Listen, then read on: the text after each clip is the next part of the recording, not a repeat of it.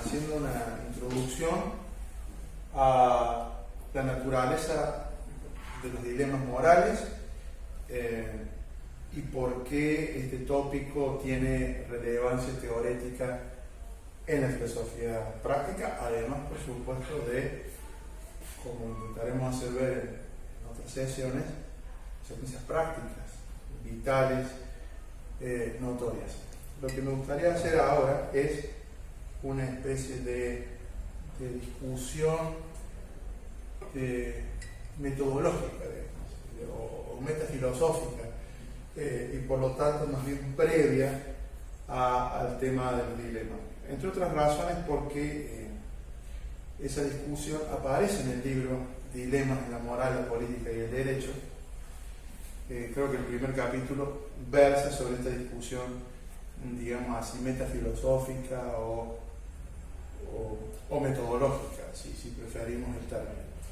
Y en ese trabajo lo que hay es una especie de alegato, quizás no tan vigoroso como hubiese querido, sobre el estatus de la filosofía práctica. Digo, me parece que esto es pertinente porque, claro, la discusión que vamos a desarrollar, los argumentos que vamos a examinar sobre los dilemas morales se enmarcan dentro de la filosofía práctica, como disciplina global del pensamiento.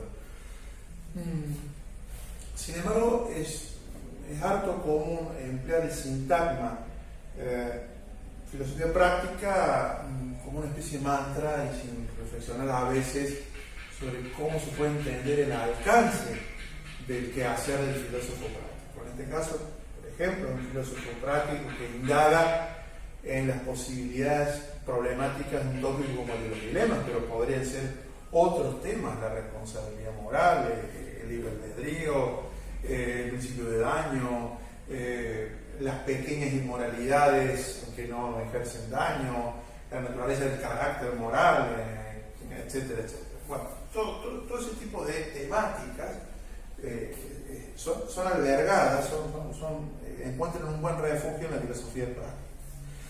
Entonces, bueno, mi trabajo, el trabajo recogido en el libro que cité, Dilemas en la moral, la política y el derecho, hablo de una filosofía práctica impura y normativa. ¿Cierto? Estos son los dos predicados que le añado. Impura y normativa. Por lo tanto, el filósofo avesado casi quedaría un respingo porque sería tentado a decir, entonces puede ser pura y puede ser descriptiva, que son los antónimos de esta filosofía práctica. Filosofía práctica de cuya hechura, de cuyo tejido voy a hacer mención en breve. Bueno, lo que exploro entonces en esta primera parte del libro es, a título metodológico, ¿qué significa afirmar que la filosofía práctica puede, y quizás desde cierto punto de vista peor aún, debe ser impura, debe ser concebida como impura y como normativa? Antes que nada, honestidad intelectual obliga a decir que tomo estos términos de algunos célebres ensayos de Bernard Williams referidos a la filosofía como disciplina humanista, ¿cierto?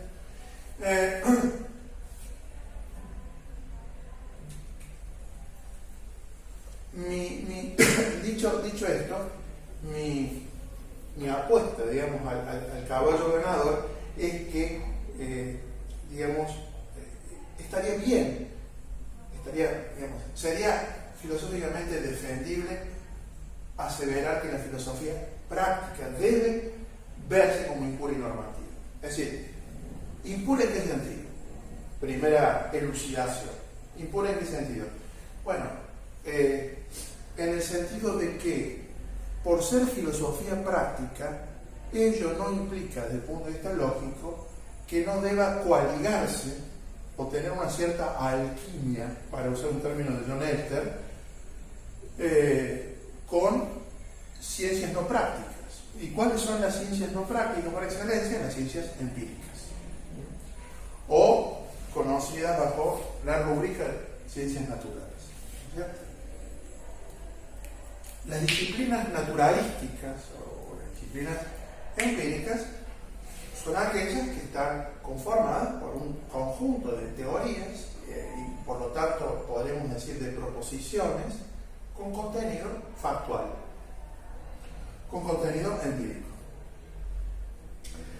En el caso de la filosofía práctica es evidente a la fecha el crecimiento, yo diría, arborescente de disciplinas con nombres curiosos. Por ejemplo, neuroética. O psicología moral cognitiva. O, para tomar en préstamo términos que ya tienen una densa carga histórica detrás, psicología evolutiva, ¿no es cierto? Que ya era una idea que estaba en Spencer. Idea que estaba en Spencer y que va a poner en el tapete crítico George Edward Moore, en Principia Ética, cuando sostenga que esa concepción de la ética en los términos naturalísticos de Spencer, esto es, como una ética evolutiva o basada en cierta clase de evolución humana, comete una falacia terrible y fatal, la falacia naturalista o la natural fallacy o la falacia naturalística, que, dicho sea de paso, según Moore, la habían cometido prácticamente todos, casi todos los filósofos morales conocidos a la fecha, a salvedad de Platón y Sidgwick, dice George Edward Moore. Bueno, sin embargo, cuando uno, digamos, regresa, por decirlo así, a los trabajos de Quine, o a los trabajos de Jael Boquim, o de otros filósofos, parece encontrar alegatos en favor de una, vamos a decirlo de esta forma, programa naturalizador de la filosofía. Si se trata de la filosofía del lenguaje, por ejemplo, propugnar una teoría conductista del significado, si se trata de una dimensión metafísica o ontológica, comprender los hechos morales en términos de hechos naturales.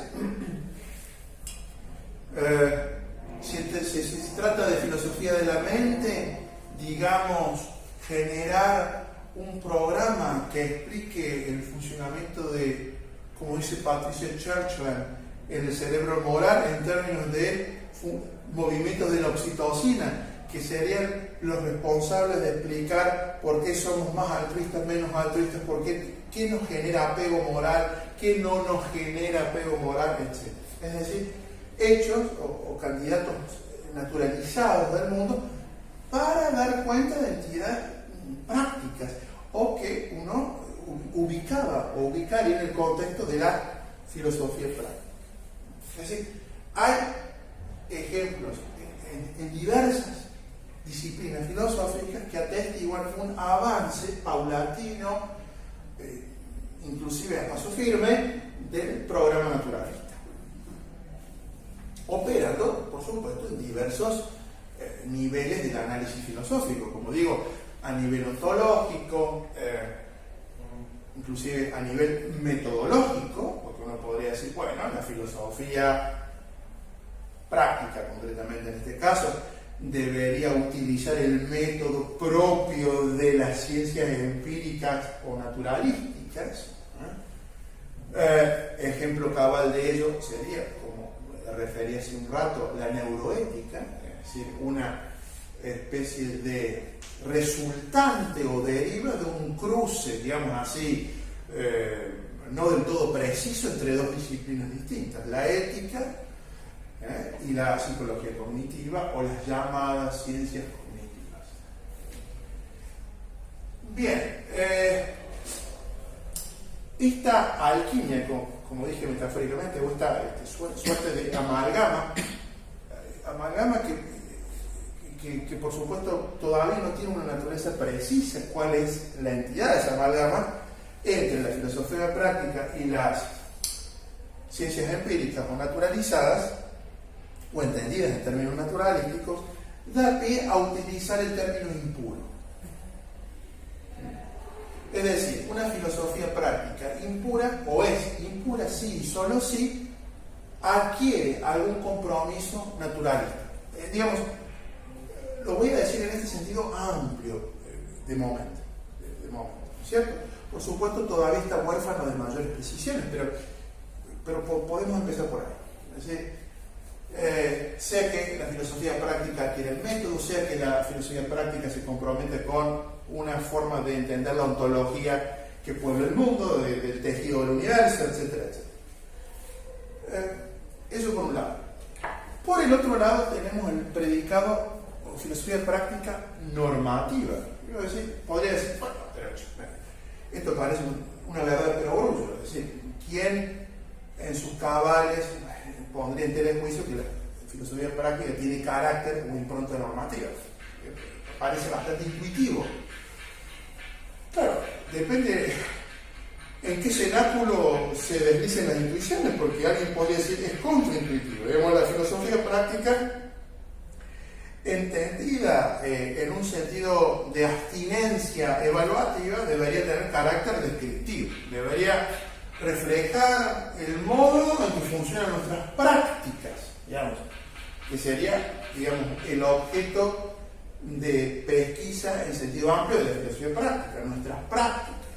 Luego, uno puede efectuar matices, precisiones, bueno, la práctica moral, la práctica mediada por la técnica, la práctica del mercado, digamos, de una ética económica, la práctica del derecho, etcétera, etcétera. Pero la práctica en sentido amplio parece ser el objeto de elucidación así, general, crucero, de la filosofía práctica.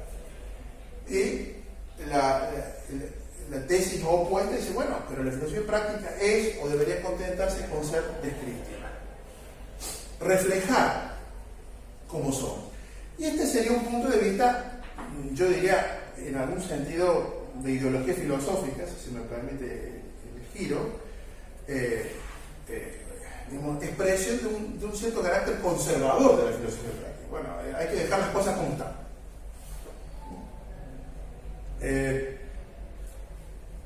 Y esto puede tener derivas lógicas presumiblemente inusitadas, porque esto, por ejemplo, desbancaría la propuesta de Derek Parfit sobre cómo entender la identidad moral.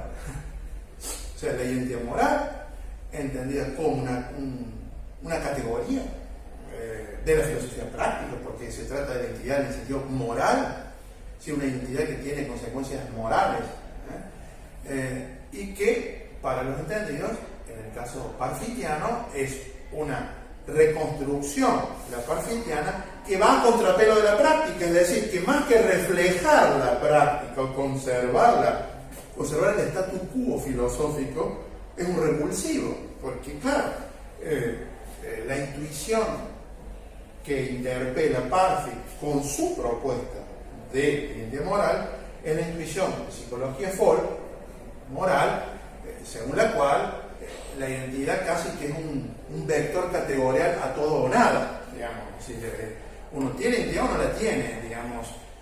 Estas zonas grises que explora Parfit con sus experimentos mentales, el clásico ejemplo del teletransportador, ¿no es cierto? El sujeto tipo Star Trek que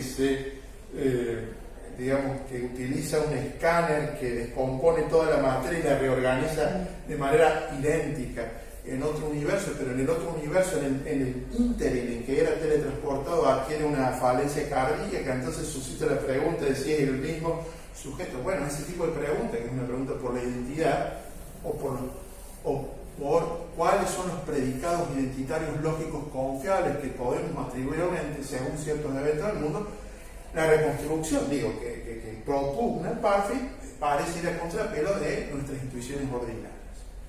de nuestra práctica tal como es. De manera tal que, bueno, no está tan claro que la filosofía práctica deba ser solo descriptiva, y tampoco, por ende, está tan claro qué significa que sea descriptiva. ¿Qué significaría, por el contrario, aseverar que la filosofía práctica sea concebida como normativa? En el caso que defiendo en el texto citado, esto implica dos cosas. Por un lado, que la filosofía práctica tiene como objeto de elucidación conceptual conceptos que son normativos. Esa sería una aserción de tipo ontológica, digamos. Y las entidades de las que se ocupa la filosofía práctica son conceptos, pero no cualquier clase de conceptos, sino conceptos normativos. Ejemplo, bueno, ¿qué es la valentía? ¿Qué es la cobardía? ¿Qué significa ser vicioso? ¿Qué implica tener virtud moral? ¿Cuándo una acción puede ser considerada correcta? ¿Cuándo una acción puede ser reputada de injusta? Es decir, injusto, justo, correcto, incorrecto, bello, feo, en el caso de la estética, como otra rama de la filosofía práctica, son conceptos normativos. Normativos porque de algún modo están hechos de normas, o de algún modo refieren a normas, digamos, de apreciación de lo correcto, lo incorrecto, lo justo, lo injusto, lo bello, lo feo, lo vicioso. ¿Se entiende? Sí, me cuesta un poco ahí el límite entre el concepto normativo y el concepto descriptivo. Si decimos... A ver. Eso sería. O sea, si decimos que el concepto normativo está forjado a partir de ciertas apreciaciones sociales, en cierta manera no estaría siendo un concepto descriptivo. A ver, es una buena pregunta. En primer lugar, no es por sacarme la posible objeción de encima, sino simplemente para aclarar mejor el punto. Los conceptos, a ver, estoy hablando de conceptos normativos toto genere, es decir, como una clase de conceptos que tienen de algún modo que ver con normas. Bueno, alguien me puede preguntar, bueno, ¿cuál es la metafísica de las normas? ¿Cómo entender normas? Bueno, ahí nos metemos en un berenjenal específico, cómo entender los, digamos así, las propiedades deónticas de estados de cosas del mundo. Digamos, en principio yo diría que las normas son eso. Y también, de algún modo, se vinculan con alguna criteriología de apreciación. Digamos, inevitablemente, las normas están hechas para un mundo poblado de sujetos que hacen apreciación, digámoslo así. Incluso un realista moral sostiene que hay hechos morales independientes de creencias y deseos, pero de creencias y deseos de sujetos que existen o pueden existir en el mundo actual. Ahora, por supuesto que hay otro nivel analítico donde puedo decir, bueno, quiero reconstruir cuáles son los criterios que en esta comunidad de la vida se utilizan para establecer lo que es correcto o incorrecto, justo o injusto. Ahí asumo un punto de vista descriptivo. Estoy de acuerdo con eso. ¿Qué sería un concepto descriptivo? Entonces, a la luz de esta aclaración.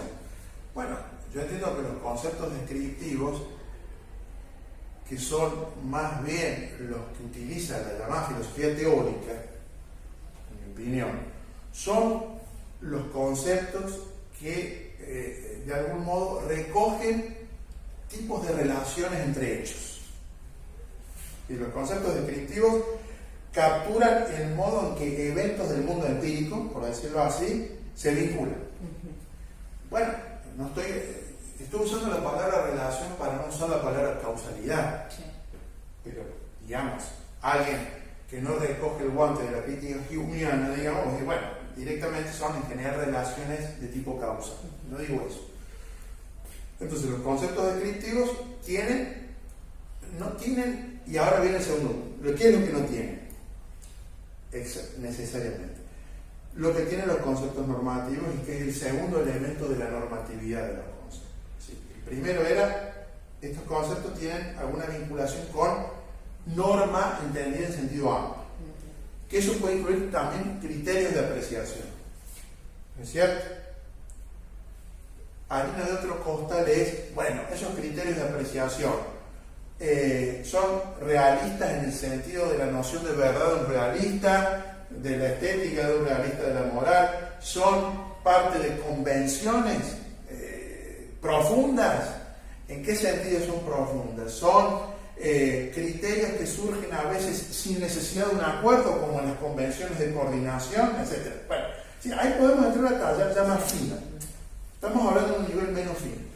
El segundo nivel es, digamos, y acá viene el punto, que la filosofía práctica asume su rol de normatividad cuando intenta, o lo hace efectivamente, proponer criterios normativos para valorar o para evaluar en qué sentido las prácticas, ¿sí?, satisfacen las exigencias normativas elevadas por los conceptos normativos. Es decir, por ejemplo, ¿en qué medida la práctica del derecho argentino globalmente considerada es una práctica justa? Es decir, la práctica como un todo. Alguien puede decir, bueno, esa es una metafísica intragable, es casi un criterio mereológico, ¿de dónde lo saca usted? Lo que podemos ver es parte del derecho, el derecho puede ser en parte justo, en parte injusto, etcétera, etcétera. Pero digamos, la idea liminar, la idea más básica, más intuitiva es, bueno, los conceptos también son criterios en sí mismos, son criterios en sí mismos de evaluación para establecer, digamos, las condiciones bajo las cuales una apreciación funge como una apreciación, digamos, correcta de lo correcto, o es, digamos, si esta apreciación que dice X es injusta, es una apreciación, digamos, defendible. ¿Sí? En otras palabras, por ejemplo, cuando hablamos de ética normativa, como rama de la filosofía práctica, uno estaría tentado de decir, hay que la filosofía práctica, en el ámbito de la filosofía moral, asume su característica de normatividad no solo por ocuparse de conceptos normativos, correcto, incorrecto, justo, injusto, virtuoso, vicioso, sino también por usar los conceptos ya reconstruidos por el análisis para evaluar o describirlas. Claro, ahí puede venir una objeción de tipo lógico, decir, bueno, ¿es evaluación o es describir en qué modo una práctica se ajusta a un concepto? ¿No? Ese es el problema. Bueno, yo diría que es un problema hasta el momento en que uno asume que reconocer de carácter normativo a la filosofía práctica no implica abjurar de ciertas dimensiones descriptivas, digamos, del análisis conceptual. No necesariamente, es decir, no es una oposición a todo o nada. Ahora debería reflexionar, porque no lo he hecho, digamos, sobre el carácter gradual o no de sus límites entre, digamos, evaluar y dar cuenta también del ajuste en términos descriptivos. Pero, bueno, yo diría que la filosofía práctica, insisto, repito, en sentido normativo, es lo más parecido a lo que uno llamaría ética normativa. O, para poner un ejemplo más, es lo que hacen los filósofos políticos, cuando dicen, bueno, el reparto, digamos, tributario argentino es injusto a la luz de una teoría normativa de la justicia. Digamos, porque la distribución de cargas, obligaciones y derechos es inequitativa. Por supuesto, luego eso podemos complejizarlo añadiéndole refinamientos, más finezas posteriores. Y bueno, ¿usted cómo entiende la justicia? ¿Qué tiene en cuenta? ¿El valor de la igualdad entendida cómo? ¿En un sentido de recurso, en un sentido de oportunidad, etcétera? Sí. se va afinando el panorama. Pero cuando digo filosofía normativa, quiero decir eso básicamente. Es decir, los conceptos en sí tienen, de alguna manera laxa, vamos a decirlo así, involucran normas de algún tipo, discusión de otros postales, bueno, cuál es el estatus lógico de esas normas, y estos conceptos se utilizan como criterios para evaluar en qué sentido una acción es justa, un estado de cosas cuenta como virtud, etcétera, etcétera. Indudablemente hay un problema lógico ahí y que hay que resolver, y es, alguien podría decir, bueno, pero todo es descripción. Todo es descripción, porque la descripción se chupa todo. Si lo que usted está haciendo es describir, por ejemplo, uno podría decir, la filosofía del lenguaje es normativa también en ese sentido, es decir, de describir en qué medida usamos los conceptos de manera competente, pero digamos, eso podría ser entendido en sede descriptiva. Sin embargo, decir eso sería reducir todo lo que quiere de normatividad de la filosofía práctica a un discurso puramente descriptivo. ¿Se entiende el punto? Sí, sí. Bueno, ese es el riesgo que está presente en el primer atributo, impura. Impura. Es decir, el reducir todo, digamos, el discurso propiamente normativo, digámoslo sin ambas, la ética, por ejemplo, la filosofía política, la estética, o bien elementos del mundo natural, del mundo empírico. Es decir, cuando Moore definió lo natural en algún momento de Principiética, dice lo que es objeto de las ciencias naturales, ¿sí? En ese nivel óntico, o bien también a nivel metodológico. Bueno, el método de las ciencias normativas, de las viejas ciencias del espíritu, debería reducirse también a un método naturalístico. Bueno, esa reducción, digamos, paga un costo, paga un precio que, por ejemplo, en términos éticos, que la disciplina ética, que es la que me interesa, Moore dice acá hay una falacia. Usted no puede reducir, donde reducir significa identificar o entender algo en estos otros términos, porque entonces así usted no capta, me parece que este es el argumento de fondo de Moore, usted no capta la normatividad de esta disciplina, normatividad que hace a una cierta idea de autonomía de la disciplina respecto de ciencias del mundo empírico. Y además, digamos, de que la reducción lleva a una falacia, dice Moore, esa falacia todavía no obtura la posibilidad de hacernos una pregunta, y es si esa identificación con lo empírico es buena en términos morales. Con lo cual, está diciendo que lo bueno en términos morales es un concepto normativo no reductible del todo, no identificable todo género con el mundo de las ciencias empíricas. Esto es lo que está diciendo. ¿Está claro el punto o no? A ver. No, más o menos. Bueno, vamos con la duda. No lo termino de entender bien. ¿Cuál sería la dificultad? Sigo parado medio en el problema ahí entre la normatividad y la descriptividad. Sigo como... Para eso es un gran problema filosófico. Empecemos por ahí, es un problema no resuelto. Sí. Si es que los problemas filosóficos se resuelven. Yo creo que por lo menos progresamos en la manera de entender, ¿no? Le hago una pregunta yo. ¿Usted estaría dispuesta a admitir que hay dos dimensiones distinguibles lo descriptivo y lo normativo o... Bueno. Sí, Bueno, entonces, porque el problema entonces está en una premisa oculta de su dificultad, sí. Que sería admitir que existe algo así, vamos a decirlo de manera lata, un mundo normativo. Sí.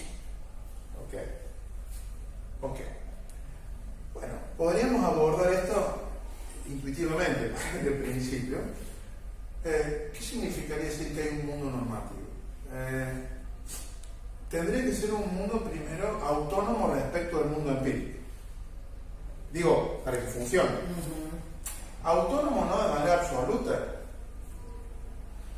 pero tendría que tener una cierta autonomía, en el sentido de que, por definición, porque si no, no sería normativo, sería descriptivo.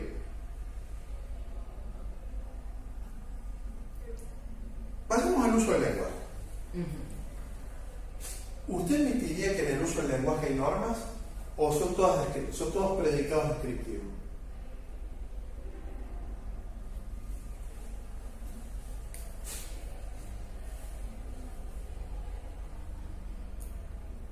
Hay normas, pero son reducibles en última instancia a inicios descriptivos. A ver, ¿podemos ver un ejemplo? ¿Qué le parece si yo le digo en este momento? Pero,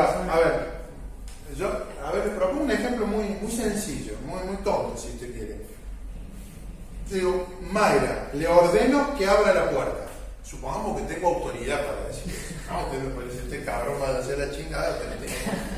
¿No? ¿Usted qué autoridad tiene como profesor universitario de darme una orden de ese tipo? Usted lo que me puede, en todo caso, supongamos, ordenar es que entregue la monografía a tiempo, supongamos, cosas del estilo, porque entra dentro de su función institucional, pero ordenarme que abra la puerta, no. Pero supongamos que yo le doy la orden, le digo, abra la puerta. O vamos a ejemplos morales. Supongamos que yo le digo a alguien, usted, si quiere comportarse como sujeto moral, debe abstenerse de mentir. Supuesto que después hay problemas ya muy contextuales con la mentira. Bueno, se podría mentir a un paciente que tiene cáncer y que le queda un mes de vida, lo que usted quiera. Después vamos a discutir eso. Pero vayamos a los predicados morales más abstractos. Es decir, lo que Kant llamaba deberes perfectos categóricos negativos. No se debe mentir, no se debe faltar a las promesas, no debe matar. Por supuesto que después hay excepciones, legítima defensa, lo que usted quiera.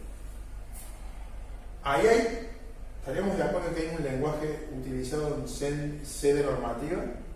Sí, hay de fondo... Un lenguaje de órdenes. Sí, lenguaje de órdenes. Lo llamamos así, lenguaje de órdenes. Sí. En el caso del derecho también es típico. Usted no debe matar. Si mata será sancionado, pero ¿cierto? Bueno, es un lenguaje también de órdenes. Algunos filósofos del derecho decían que de órdenes muy peculiares, porque son órdenes que a diferencia de la moral están respaldadas por amenazas, digamos, por la posibilidad del aparato coactivo estatal y toda esa cuestión que descubrió Weber claramente. Hasta ahí, bien. Vamos, hasta ahí. Bueno, ese lenguaje, digamos, ¿se podría reducir al lenguaje descriptivo? Mi respuesta es sí. Sí. Es decir, por ejemplo, vamos a un ejemplo. Cuando yo le digo, le ordeno que abra la puerta, uso el lenguaje en sentido normativo, prescriptivo. ¿Lo puedo traducir en lenguaje descriptivo? Sí. Puedo decir, en este momento T1, el profesor Guillermo Larigué experimenta un impulso irrefrenable, explicable en términos del choque electroquímico de sus neuronas por decirle a fulano que abra la puerta. Yo puedo reducirlo entonces a descripciones de estados mentales, estados corpóreos, sensaciones, lo que usted quiere. ¿Lo puedo hacer? ¿Sí? Sí. Bien, la pregunta es, ¿para qué voy a hacer la reducción? ¿Qué pretendo hacer con la reducción? Y la respuesta tendría que ser, bueno, gano algo al hacer la reducción. Gano algo filosóficamente, ahora en este caso. Es decir, tiene relevancia filosófica hacer la reducción o la permutación del lenguaje prescriptivo a un lenguaje. Claro. Ahora, supongamos que la respuesta es sí, la bien, hay una relevancia. ¿Cuál podría ser la relevancia? Gano en lo que Korsgaard llama en la fuente de la normatividad adecuación explicativa. ¿No es cierto? Mi modelo normativo tiene alguna adecuación explicativa. Bueno, a lo Dennett, puedo explicar cómo evolucionó la idea de libertad en términos de explicaciones naturalistas. ¿Ok? ¿Pude hacer la reducción en algún sentido de la palabra? Que también hay que afinar en qué sentido se usa la palabra reducción. Sí. ¿Convenimos? Bueno. ¿Cuál fue la relevancia de hacerlo? Bueno, a lo mejor comprendernos a nosotros mismos, ¿no? Explicar, describir, en el sentido largo. Ahora, eso, ahora viene la pregunta, borra la existencia de un mundo normativo por completo y su relevancia. Porque, a ver, la relevancia por ejemplo, uno puede decir, ¿cuál es la relevancia de tener un sistema moral? Suponiendo que exista un sistema moral. Bueno, por ejemplo, coordinarnos socialmente, evitar conductas que harían peligrar la coexistencia, etcétera, etcétera. Es decir, metas, fines a los que las prescripciones sirven. ¿No es cierto? Podemos identificar de algún modo como asociables en algún sentido con las prácticas. ¿Ok? Pero entonces la pregunta es, bueno, pero entonces necesito un mundo normativo. Pero necesitarlo no lo vuelve bastardo. Uno podría decir, necesito el mundo normativo X, entonces voy a jugar a como si, al jueguito de como si estuviera dando órdenes. Por supuesto que este paso se puede dar. Es decir, hay una corriente metaética que se llama ficcionalismo y que juega con el como si. Bueno, hagamos como si existen hechos morales, digamos. Bueno, pero la finalidad sigue siendo práctica o normativa, si usted prefiere el término en un sentido lato. Bueno, permite que cosas valiosas no se destruyan. No sé, las promesas. Si yo no tuviese una norma que prohíbe violar las promesas porque sí, bueno, desaparece la promesa en sí. Desaparece la promesa en sí. Ahora bien, el problema que usted tiene, creo yo, voy a hacer una conjetura filosófica, es con un tipo especial de norma. Porque ahora la pregunta es, bueno, el mundo es normativo. Bueno, hagamos una primera intervención. ¿Norma en qué sentido? Y entonces alguien dice, bueno, norma en sentido instrumental, usted no tendría problema. ¿Por qué? Porque usted puede decir, bueno, la libertad, no sé qué, la interdicción de la violencia son los medios eventualmente eficaces desde el punto de vista fáctico para lograr esa meta. La no violencia, la no desaparición de la promesa, de la coexistencia pacífica. Bien, ¿cuál sería su problema? Me parece, con las normas de tipo categórico. Es decir,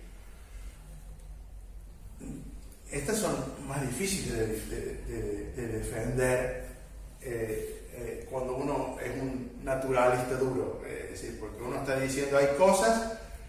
¿Qué es una norma categórica? Finalmente, cosas, costras del mundo duras que son valiosas per se, no porque sean un medio para. Claro, sí. Bueno, ¿y cuál es la entidad de eso? Bueno, y ahí hay artilugios filosóficos para intentar respaldar la ontología de normas categóricas, es decir, de cosas intrínsecamente obligadas o prohibidas, o correctas o incorrectas.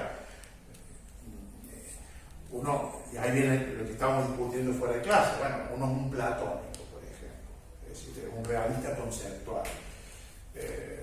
Bueno, puede decir, bueno, hay cosas intrínsecamente malas o intrínsecamente buenas o correctas o incorrectas en un sentido, digamos así, separado del mundo empírico, digamos, independiente, anterreno.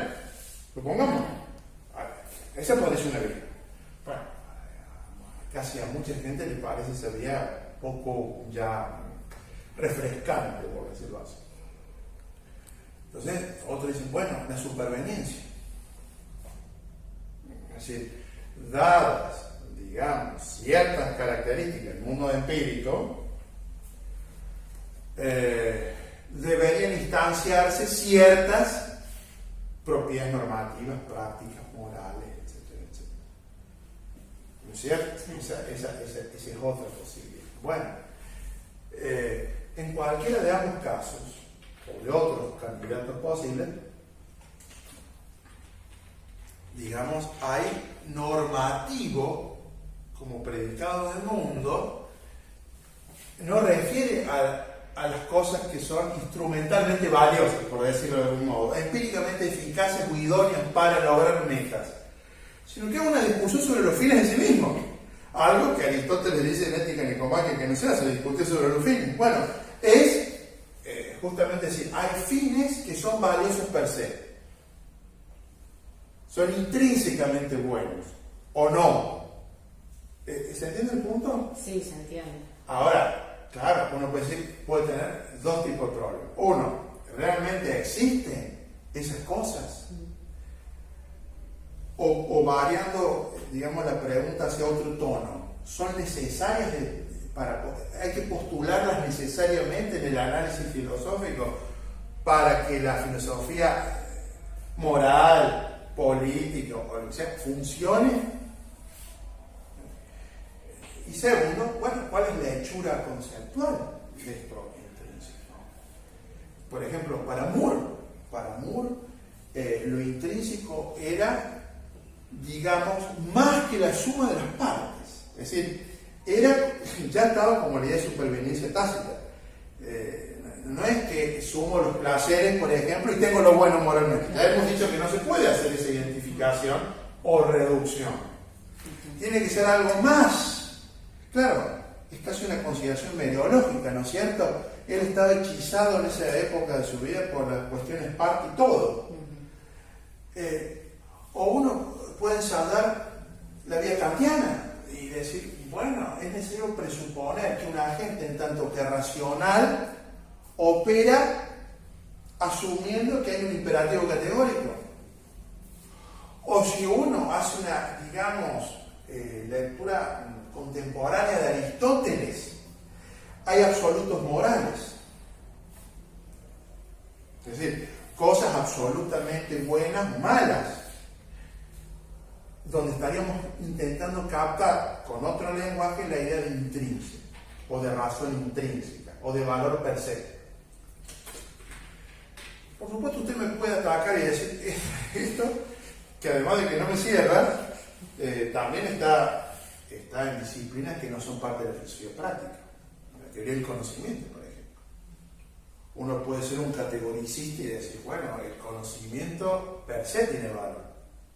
Sí, pero adquiere una problematicidad esencial al aplicarse a la filosofía práctica. Eso es una de las cosas que...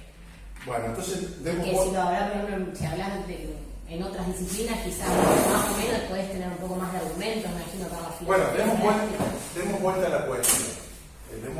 Esto se puede asediar la incomodidad tuya probando distintos argumentos, distintas perspectivas de visión.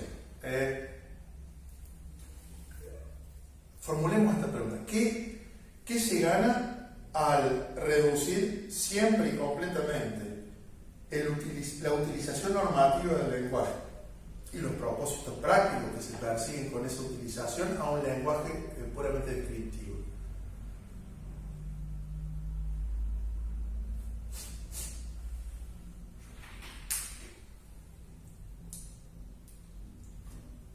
No, claro.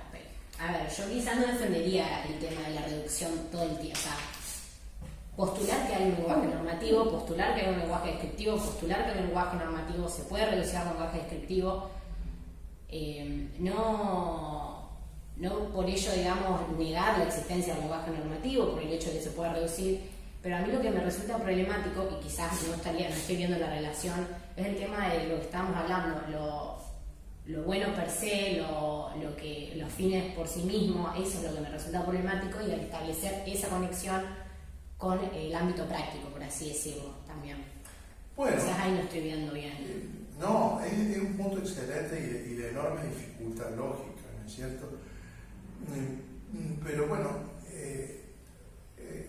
pensando ahora al vuelo, ¿no? Pensando ahora al vuelo y con la fragilidad que tiene eso, porque uno después en la soledad y en la falta ya de espontaneidad dice, esto no, este argumento que no funcionó lo que dije, etc. Pero digo, bueno, una cosa que se gana me parece es evitar el regreso al infinito por lo pronto, porque claro, sí. Me parece, a ver, lo planteamos de otro modo, para ver lo del regreso al infinito, que es bastante obvio.